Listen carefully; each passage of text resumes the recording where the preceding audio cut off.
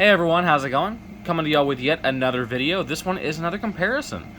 Comparing the Sanrenmu Land Model 810, which is a wonderful knife, and I will give this a full review in the future, against an old favorite of mine, the Navy Model K-507, which I at one point had referred to as the real ultimate poor man Sebenza over the Sanrenmu Model 710.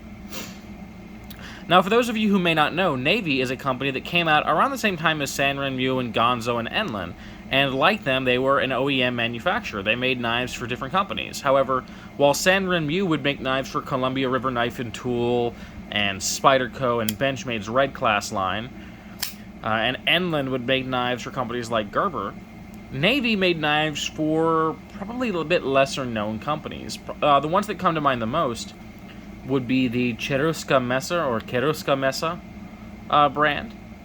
Most notably things like their Endurance folder and any of the other compression lock type knives that they would put out. Navy was the actual manufacturer of those knives, and in fact they had their own versions. The Lapu Lapu Cortez, so on and so forth. Navy was the company who made those. But in addition, they would also make a few copy knives. Now, they were never clones. I will make a full video going over the difference between clones and copies and counterfeits. But they would definitely copy designs like they did here. They copied the Chris Reeve Sebenza, but they put a black G10 handle on it, and they used a slightly different grind and very slightly different shape. It's very close, but it's a little bit different.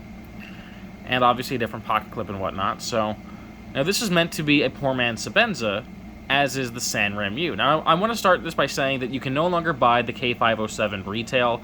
Navy as a company seems to have gone away. So if you do like the K-507, you will have to hunt it down on eBay, or keep an eye on different trade forums. Maybe you go to Reddit and you work a trade out with someone on there. Maybe you go to the Blade forums if they're still up and going, and you try to find someone who has one. This is not a knife that can be easily found. The point of this video is for me to say whether or not the 810 has surpassed it as the ultimate poor man's small Sebenza. And that's what we're going to find out here in this video. So let's go ahead and jump right into it. I'm going to start with the Navy because this is the one that's been the longest lasting on my channel. I've had this. This is not the exact one that I reviewed years and years ago, but it's the exact same model. And this is a 440C blade, okay, that is 3 1/4 inches long with a nice high hollow grind, as compared to the Sanrenmu, which is an 8CR14 MOV blade with a very high flat grind. Blade length on this one is 2.95 inches long, so it is smaller than the Navy. Now, I'm using the spec sheet measurements, and you can see I'm not entirely sure how accurate that is, because maybe I should have measured these myself. They don't appear to be that different in size, do they? Truth is, they're probably both closer to about 3 inches long blades. Okay? I really should have broke out a measuring tape and did this myself, but I trusted spec sheets like an amateur. Alright, but this one also has a stone-washed finish to it. Now you can see this is a much finer stone-wash, whereas this is a bit more of a rough and tumble stone-wash finish. They're both very attractive-looking blades. In terms of slicing, they both do so well. Honestly, they both have performed equally well in the slicing task in my own testing and use. In edge holding, the Navy 440C holds an edge a bit better. The Sanrenmu 8CR14 is one that everyone's familiar with.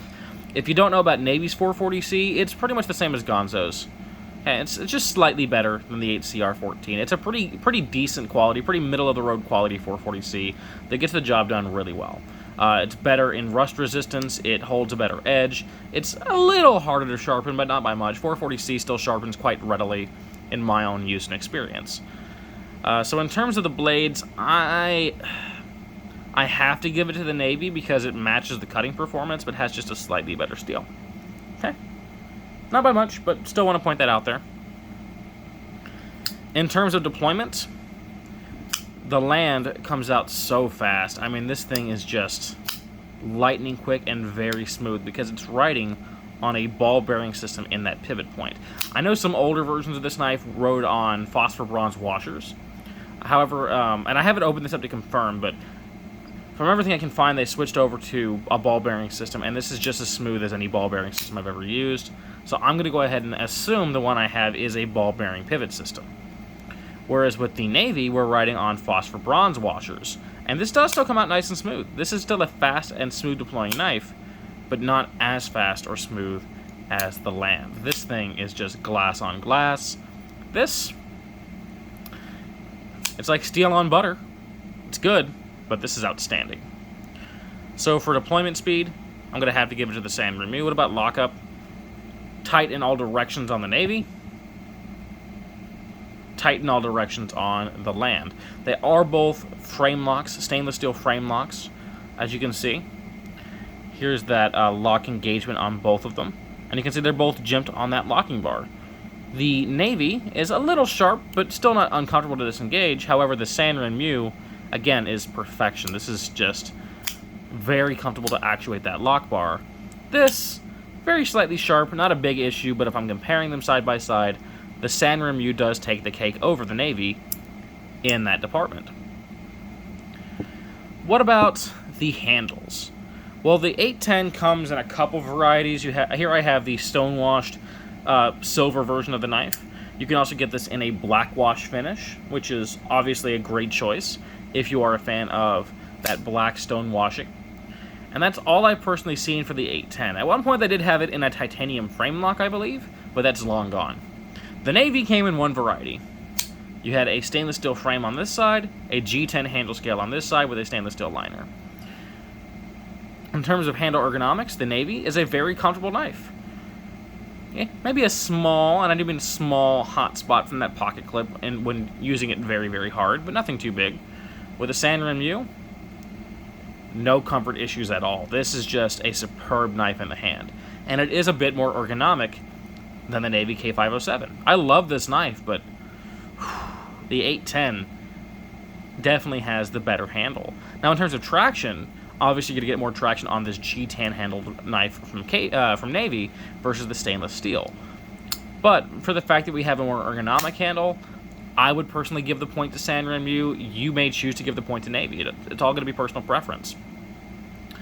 One thing about deployment I forgot to mention is the Thumbstuds, if I don't drop my knives everywhere. So we have the Navy on the right, the Sanrenmu on the left. You can see the Sanrenmu has that stepped design, which provides excellent grip, excellent purchase of the stud. Whereas the Navy, it's a bit more rounded and cylindrical. The Navy does come out nice and fast, but it is a slightly slicker thumb stud, and I have had a few missed deployments. The Sanrenmu, never an issue because of that wonderful step design, provides excellent purchase to that thumb stud, and I'm going to say that it has the better thumb stud design. What about jimping topside? Talking about traction a second ago. Let's go ahead and bring these both in. You can see a bit of a broader, rougher pattern on the Navy, more fine on the Sanrenmu. However, the Navy provides pretty good traction.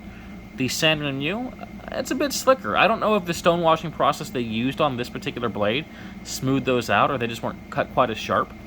But I'm going to say that the Navy has the better jimping top side of the knife. Okay? Just the honest truth, just what I'm seeing here. In terms of weight, the Navy is the lighter knife at 3.5 ounces, as compared to the Sanrenmu at 3.9 ounces. So this is a heavier knife. But what's interesting to me is if we look at the Navy rather, and bring this in, there's no attempt to mill out that stainless steel liner on the G10 side. Whereas with the Sanrenmu, they've actually gone through the effort to mill out the stainless steel frame on both sides to cut down on weight. I have never seen this in a folding knife. Ever, ever, ever. So that really impressed me. The Sanrenmu could have been much heavier, but they did everything they could to mitigate that weight. The Navy is still the lighter knife, but I just wanted to point out that nice attention to detail on the Sanrenmu. Alright, in terms of handle size, we're looking at about a 4-inch handle on the Sanrenmu, and according to my old notes, 4.25 inches on the Navy. And I can believe that. The Navy does definitely have the bigger handle. Okay, so it is going to be probably a bit better for those with larger sized hands. When we talk about price points, it's an interesting one because one of these is still in production and one of these isn't. So what I'm going to do is quote the price of the Navy at the time it was out and still being sold, and then quote the price of the Sanrenmu as it is now. The Navy, when it was originally in production, was selling for about, I believe, $12 or $13. It was sub $15. Whereas the Sanrenmu is retailing for about $23. So this is retailing for more. Now, in terms of overall fit and finish, I will say the Sanrenmu is finished a bit nicer. Now we have that beautifully rounded spine. The Navy has a somewhat rounded spine too, but it's only on this longer portion of the blade here, coming down to the tip.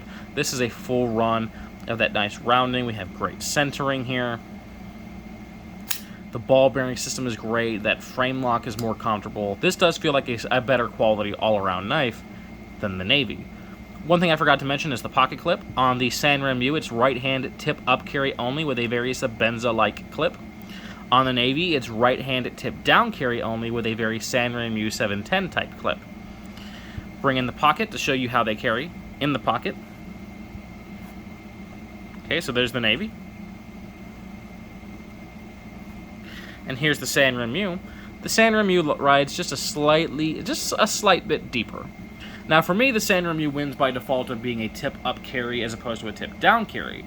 However, I do like having some knife exposed to extract the knife from the pocket, so I don't mind how either of them carry in pocket in terms of depth, but I will say that I prefer the orientation of the Sanrenmu. It is still a shame that they didn't make it lefty-friendly on either of these two knives, which is especially puzzling because the 810's older brother, the 910/911/912, did do so. So it's a bit interesting to see the differences they've chosen here, or the different design choices they chose to make between the little bro and the big bro. In terms of variations, the Navy only came in one flavor. You had the black G10 with a stainless steel frame lock. The Sanrenmu, again, comes in at least two flavors that I can find. You have this stone-washed silver version, and you have a black-wash version. And there may even be more that I couldn't locate. But either way, it does win in the variations department. I would love to see Sanrenmu make a G10 liner lock version of this knife, like they did with the 910, just because it's more options that we could see. Or even maybe take a note from Navy's page and do a stainless steel frame on one side and a G10 scale on the other. That would be very cool to see. But for now, this is what we have, and honestly, I'm fine with it. If I had to pick an overall winner between the two knives, I love my Navy K-507. It's a great blade, but in my opinion, the Land 810 is just a better all-around choice, especially if you're getting this as a proxy for a small Sebenza 21. This mimics the design a little more closely. It's still not a clone, because to me a clone is the exact same thing, just without the branding, so I'll go over that when I get to my copies, counterfeits, and clones video. But real quick, I want to say that to me, a copy will be something like this or a Sanrenmu 710. It takes design elements, but it makes changes to make the knife, a bit different. A clone would be taking the exact same design and copying it to a T, but it wouldn't be including branding that would identify it as the authentic thing when it's not. A counterfeit would copy the original thing to the T, but then use a different logo. Now, a counterfeit could also just be a random-ass design with a Benchmade logo slapped on it, but that wouldn't be a very good counterfeit, So that's my own personal take on the differences between copies, counterfeits, and clones. However, that's not the point of this video. The point of this video is to ask the question and answer the question, which of these two knives is the better poor man's Sebenza? It's up to you to decide, but if I had to pick one, I'm going Sanrenmu all day, every day as the better knife. The Navy's great, I love it, but the Sanrenmu is where it's at for me personally. So, I hope you guys enjoyed the video. I hope it was informative, and I hope you enjoy the rest of your day. And until next time, peace, and I will see you later.